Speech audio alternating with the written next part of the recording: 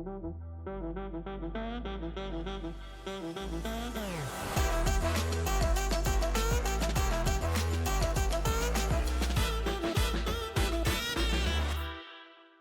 everyone, welcome to another episode of Bitcoin Banter. I've got Greer here with me, and we've got our special guest, Mr. Ben Wehrman. Gents, thanks for taking time. Alrighty, up first, we've got Melania Trump's tweet about preemptive intervention of crimes because of the school shooting this week.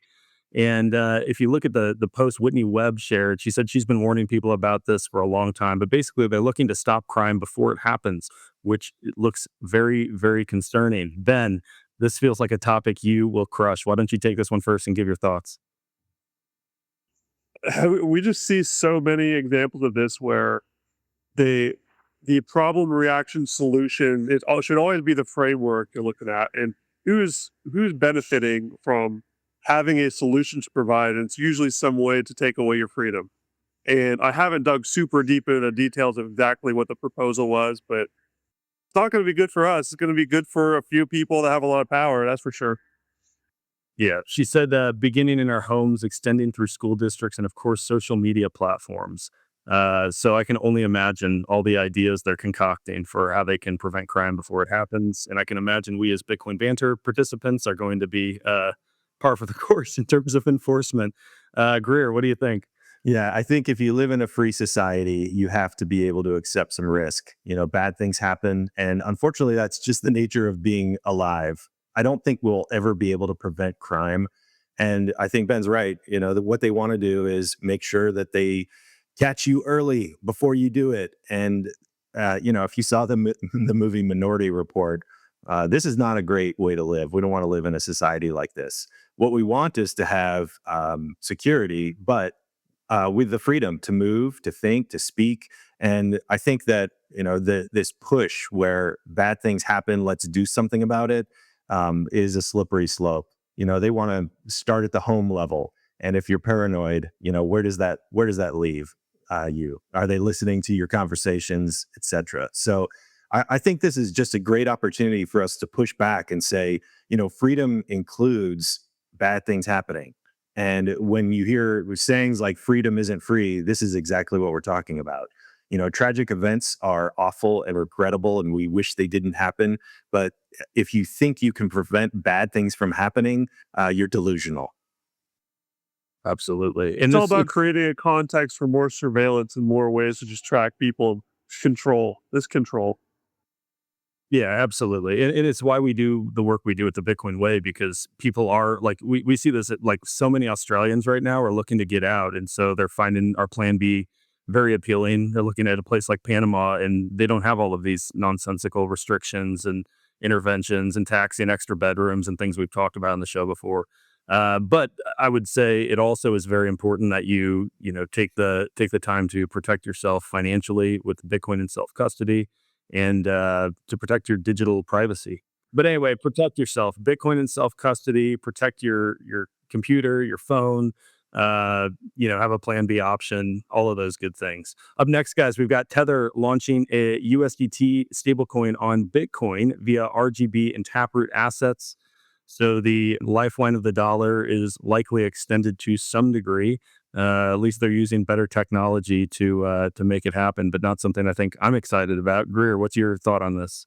Yeah, we hear Bitcoin is for enemies, and I think it's time for us to start living that out. What does that mean? Bitcoin is eating the world. That's another one that we say, and this is evidence of those. Both of those things are coming to life.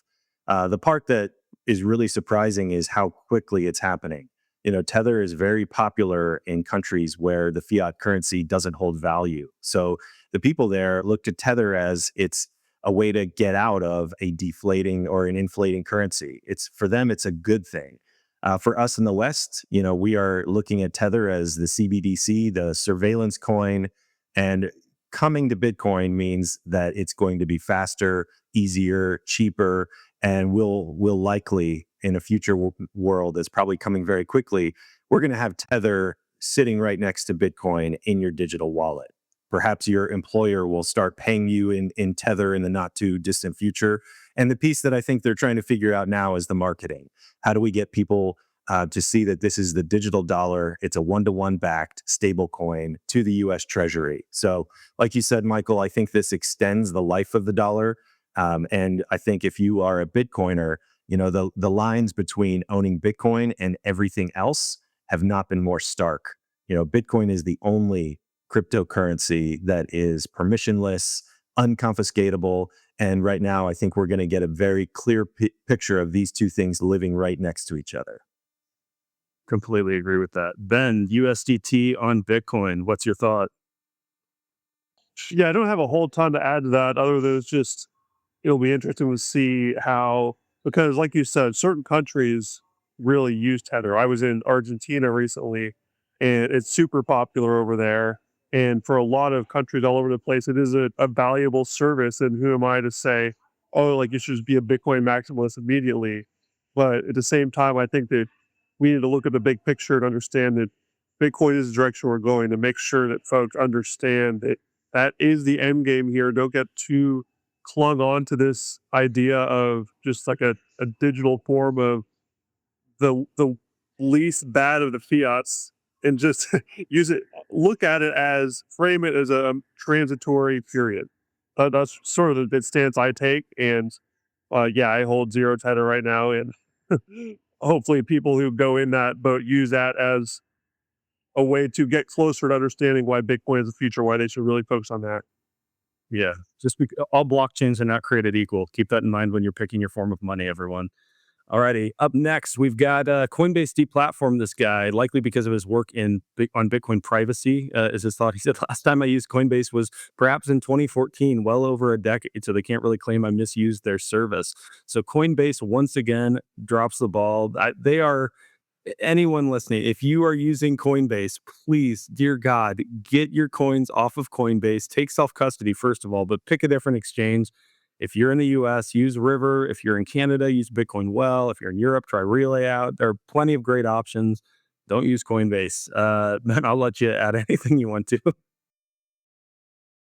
I honestly have a slightly different view on this, I guess. I just view every single exchange as a centralized institution that can do whatever they want. And I don't even waste my time and energy getting mad at specific ones for doing different things, because they're all against centralized entities. And we just need to make sure to get the education in that these are just places to buy your coins and move them off right away, no matter which one it is. I don't even go into like this one's more trustworthy than this one for that reason. Just find one that works, pay your coins off there, and then forget about it. Because eventually, even more than forget about it, I would say just learn more about doing the peer-to-peer ways towards Bitcoin, because that's better. The non KYC is a good thing to get the hands on as well. And yeah, so I don't even hate Coinbase. They're just one of all these. They all take their turns doing something stupid every once in a while, and we just shouldn't put too much energy on them other than just letting people know to not keep your coins on there. Yeah, well, Ben, maybe you're too new to the show. We just like railing on them because everything they do is so stupid. But I do agree with you in principle. Get your keys off the exchange, or your coins off the exchange. Greer. Yeah, they don't. I mean, they don't need a reason to deplatform you. They can do it for whatever purpose they want. So if you have coins on Coinbase, even if you try to get them off, you might run into some resistance. I've seen where they've required you to upload not just your driver's license, but also where the funds originated from that you used to purchase your Bitcoin, which is a total invasion of privacy. I think we should treat these exchanges like telephone booths. You make the call, you get out. And keeping your coins there is just asking for too much permission. One of the things that when I was new, I didn't understand the word counterparty risk. If they hold the keys, you have all the risk. So you need to just create a wallet, get a hardware device, send your Bitcoin somewhere where only you control it. That's the message. We all think that it won't happen to me until it does. And denial is a huge hurdle that everybody has to get over. I mean, you have to stop denying that it won't happen to you. There's a much better chance that it will at some point than it won't. Well said. Self custody is the revolution. Alrighty, guys, up next, Simon Dixon says October is the launch of the Euro CBDC he's been preparing everybody for. In his opinion, this is the beta to see what they can get away with before they bring it to US stablecoins controlled by tech giants with way more data than central banks. Bitcoin and self custody is the resistance. I think that is aptly put. So if you are in Europe, this is a real concern. And Ben, I don't know if you're still there. You kind of been gallivanting around all over the place. What are you seeing? Is anyone talking about this? Do they have like marketing campaigns up or anything? I haven't seen anything about it anywhere or heard anything about it, honestly. Yeah, I haven't been looking specifically for that, but I would have seen it. I would have taken a picture and posted it if I did. So I haven't seen anything about it. I haven't heard anyone talking about it. So you could take that in a good or a bad way. Like people aren't really thinking about money in general, like the majority of fiat NPCs. So it's just all about education right now. Trying to get many of them on board as we can. It's great to see more and more European podcasters really getting out there, spreading the message, more and more conferences. I went to a bunch of conferences this summer and they're everywhere. They're growing. More and more people are figuring this out and getting prepared and understanding what's the real end game is for that, which is a good thing. It'll be very interesting to see how that unfolds. Greer, how would you frame for people who don't understand what a big deal this is or what a concern this is? How would you sort of explain that? Don't be the last one to buy Bitcoin. If you're in Europe, like money is digital. Cash is harder to get these days. Coins, I mean, they're all going away. And with a stroke of a pen from any politician or any leader of a country, you wouldn't have a way to transact. So I would frame it as, the exit is closing. We're 4 weeks away from this thing potentially going live. I wonder, is it mandatory to use it? What does it look like when you open up your bank account in Europe? Does does your currency get denominated in this new digital euro? And basically wake up and now you're using something that operates differently, but looks exactly the same as it did before. So, there's really not much time left. And I think you don't want to be the last person out the escape hatch. Yeah, keep in mind if you think that this is not like a means of competing with Bitcoin and invading your privacy, I don't know what you're smoking. I want some of it. The important thing is that you're not going to have the on ramps accessible if they have the ability to turn your money on and off so easily. They can do that already in the banking system, but it becomes a little bit more problematic. They don't know where you're sending a wire transfer with perfect precision. It's a lot to track. The CBDC rails makes it much simpler for them to just say, nope, these are qualified vendors, these aren't, we don't know what this is, so we're just going to block it until we can investigate. So you've got to opt out now, take self-custody, don't take any chances on this, folks.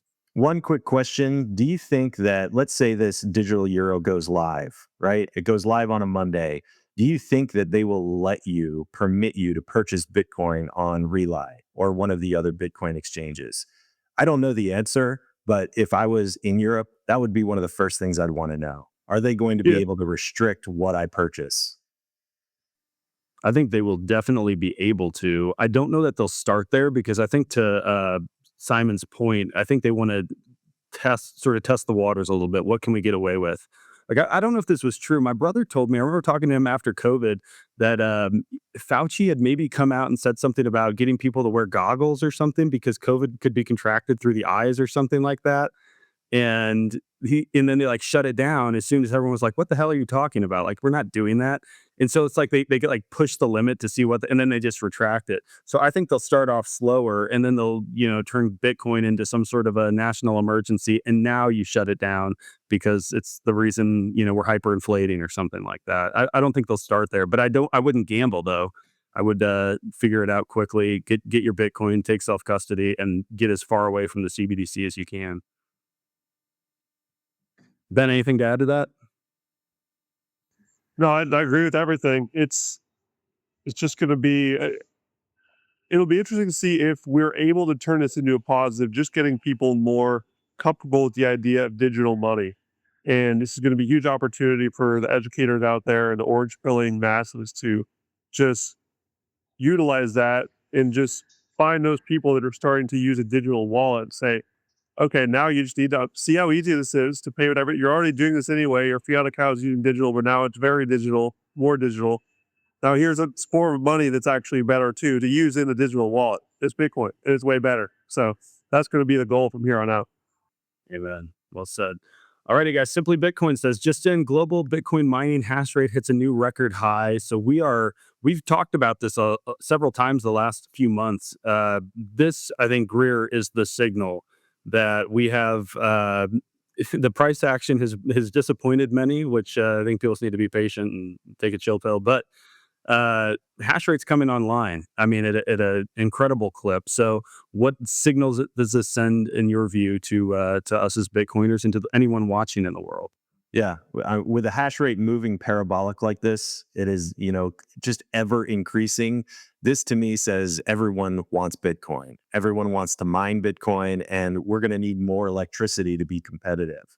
I think if you're a Bitcoiner, you love to see this. We want a strong network. There are more computers mining Bitcoin than probably any other activity in the world.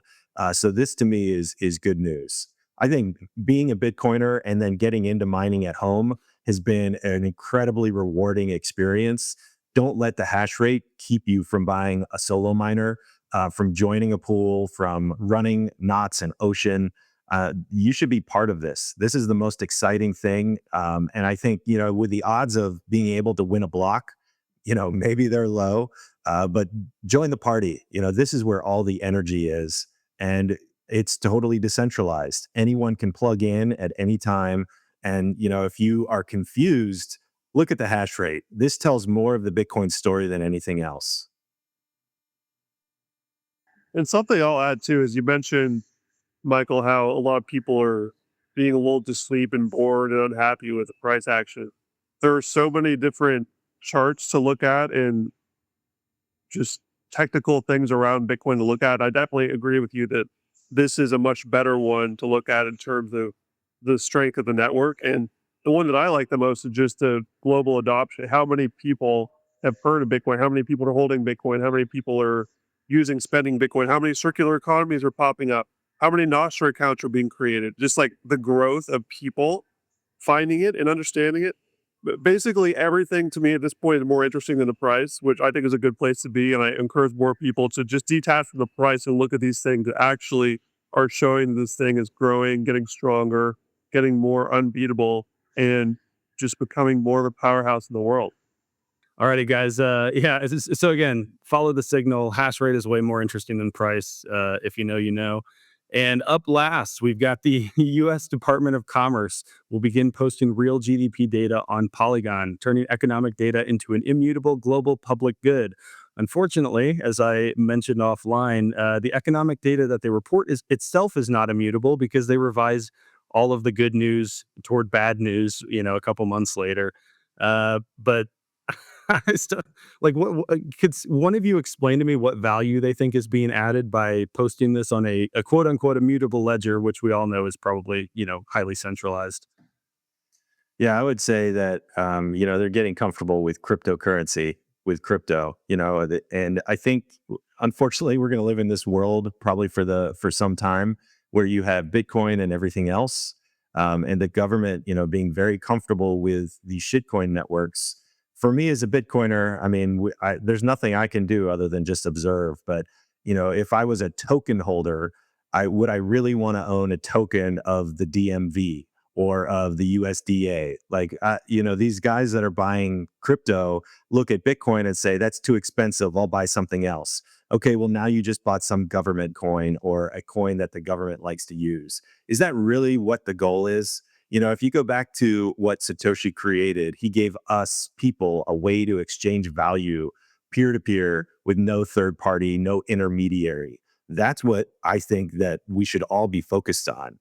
Them using the blockchain, I think, is cute, but at the end of the day, it is not helping the regular person separate money from the state.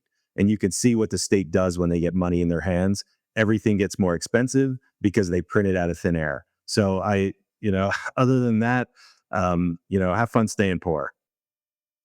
Ben? Yeah, I mean, we've seen just from all these politicians finding their way into the Bitcoin conferences. And there's a certain group of people that are like, oh, this is so amazing. They're totally going to be super based Bitcoiners. And then they're just talking about shitcoins the whole time. And then they do World Bitcoin and There's all over the place doing, and all the Trump family are a perfect example of this. They are clearly in it for themselves, and so they're making all these crypto projects to make themselves rich. And this is just another example of all of them going. And the interesting question is, how much do they actually think this is useful, and how much are they just being paid off behind the scenes? And who knows? I mean, there's so much money sloshing around in the crypto market that they're just, it's just all nonsense. And it's ridiculous how long all the blockchain crypto stuff is just going to continue dragging on, but it seems like it's just not going away anytime soon. Hopefully this just brings it more people through that process faster of vicariously, I don't know if that's the right word, but indirectly following these political administrations going through the crypto phase, so they don't have to themselves on an individual level just learning it's stupid. It doesn't work. It doesn't help. Yeah. Just listen to Bitcoin Banter. Don't pay attention to what politicians are doing. That'll help you in life a lot, I think. Alrighty, guys. In the interest of me getting disconnected here again, let's wrap this up. Ben, why don't you give a handoff, and then Greer, you can tell everyone where to find your awesome hat. Yeah. Go find my podcast, Ben Wehrman Podcast. I'm on YouTube, all the audio platforms, wherever you're watching this, go check it out. And Twitter, Nostr, all the good places. Follow me there. Awesome, thanks for having me. Shopbirdflip.com. You can pay in Bitcoin or dollars.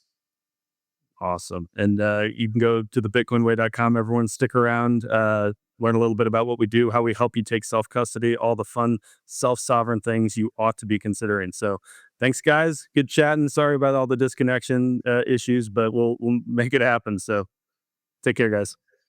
Hey there, thank you for tuning into Bitcoin Banter. Wanted to take a quick minute to remind you to head on over to the bitcoinway.com/podcast to schedule a free 30-minute consultation with a member of our team. It is critical that you take full control of your wealth, and we can equip you with the skills needed to take 100% self-custody of your Bitcoin. For our existing clients, we also offer our Bitcoin Bootcamp, where we will conduct quarterly calls with you to reinforce the training we've provided and fill any gaps in your knowledge. While you're at it, ask about our solo mining service, something we think everybody should be doing. We also help with addressing your personal and online cybersecurity, and we can even help you set up a privacy phone free of big tech and Big Brother surveillance. Don't underestimate the amount of tracking taking place in your browser and in the apps you use every day. And finally, whether you're ready to make a move to a freedom-loving paradise or want to back up in the event of a worst-case scenario, be sure to ask about our Plan B residency program. Being untethered from a single location is one of the best ways to ensure your self-sovereignty into the future. Again, you can schedule a free consultation at thebitcoinway.com/podcast. If you are enjoying the show, please do me a favor, subscribe to our channel wherever you listen, give us a 5-star review, and drop us a comment. We would really appreciate it, and it makes it easier for others to begin finding us as we preach the gospel of financial self-sovereignty and beyond. Thank you again for listening. Until next time, stay safe, stay sovereign, and remember, the yield on Bitcoin is freedom.